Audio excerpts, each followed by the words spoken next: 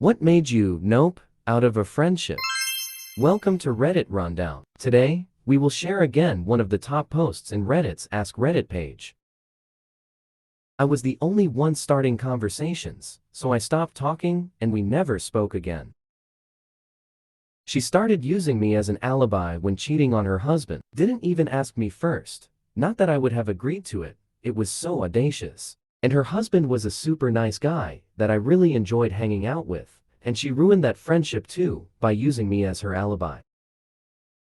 When my grandma got cancer and wasn't gonna go through chemo, so I needed emotional support by a friend, and she outright said to me that she would rather talk about the progress she made a boy.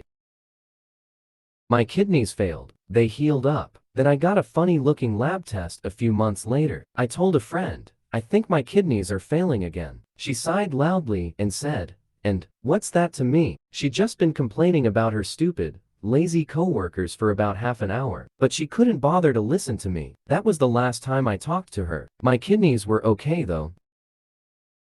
A girl I was friends with threatened to call the company I work for and make up something I didn't do to get me fired because I refused to take a day off to spend time with her after a breakup. Although I offered to come over after work multiple days, I took a screenshot of her threat and told her I'd go straight to the police if she actually did that. He stole something from me, was caught red-handed and then denied it. Couldn't trust him, so had to end our friendship. He had already shown very jealous tendencies and had smacked me over the head because he thought I was looking at a guy, so it wasn't good already. We were outside of his friend's house and his friend asked how I was doing and he got mad at me for answering. I just got in my car and drove away. This girl wanted to hang out and immediately invited me to a passion party, which I googled and came to the misunderstanding that it was a party where people bring their sex toys to show everybody. It sounded super weird, and I didn't know how I felt about bringing my fleshlight. I kind of just ghosted her. Later I realized passion parties are a MLM scheme. The witch was trying to sell dildos and crap. Nobody brings used toys. I can only imagine what would have happened if I brought the fleshlight. They couldn't understand working a full-time 9-5 meant I could not randomly go out drinking until a.m. during the week. He was a junkie. His family had cut him off and cut him out. I'd driven him to rehab twice. The last time he got out of rehab, he had nowhere to go. So I said he could move in with me until he could find somewhere to live. Things were going well for him. Out of the blue, I got called away for work. I was gone for a week. When I got back, everything in my apartment was gone, except for my guitar, which was my great-grandfather's and grandfather's before it was mine. At least he left me that. I never heard from again. He's dead now.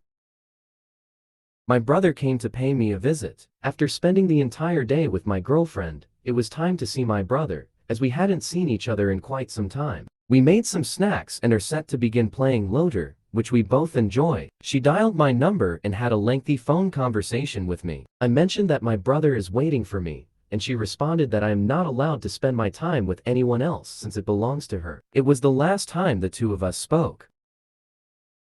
I had a job where there was a good social aspect, and we regularly went out for drinks together. A new guy started and turned up at some of these get-togethers unannounced, which wasn't a massive problem, but I didn't notice that over time fewer people were coming out until he was just turning up at my house almost every evening to drink and smoke weed. After a year or so, I had to have surgery to have half a lung removed. A week after discharge, he was texting telling me I should be getting out there again and trying to get me to go to the pub. I was literally on morphine and recovering from major surgery. A week after that, the texts and calls became threatening, accusatory, and eventually revealed that he had been telling people that I was faking the whole thing for attention. The last message I received from him was, "Stop telling lies about me.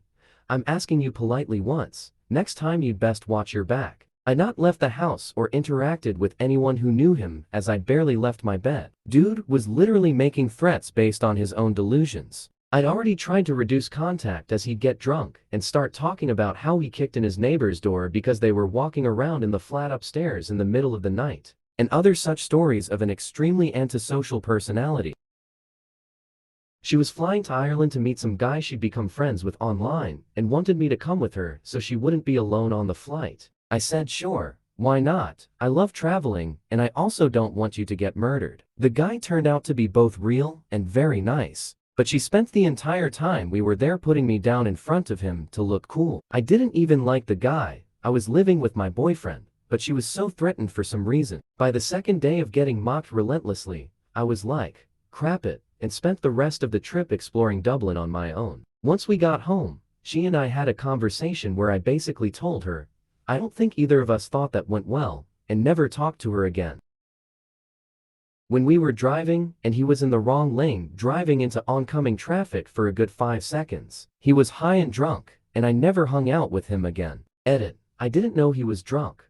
Nobody openly discloses they're drunk before the drive, and he wasn't slurring or anything. So how was I supposed to know? They were using me as their unpaid therapist. I was starting to dread hanging out because I knew I'd be emotionally exhausted by the end of the night. He turned out to be a pedo.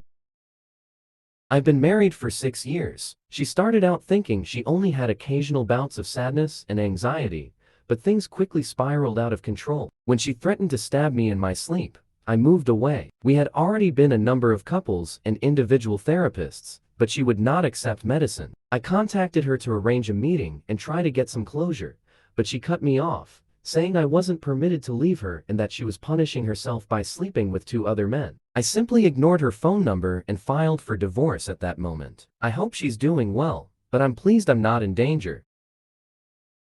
I had a close friend who ended up contracting bacterial meningitis and passed away at 18 years old. He had caught it while on vacation in Mexico, and we were told he may have picked it up while club hopping. I was 17 at the time and absolutely devastated. Another friend, who barely knew him, wanted attention and made a status on FB a few days after I told her about it that said, "Can't wait to go clubbing tonight, though I fear for my life from meningitis." If you didn't know, my friend Jimmy died of this recently. She had met him 2 times. This is Reddit Rundown. If you are new here, please don't forget to like this video, subscribe to our channel, and hit the notification bell for more updates. Thanks for watching.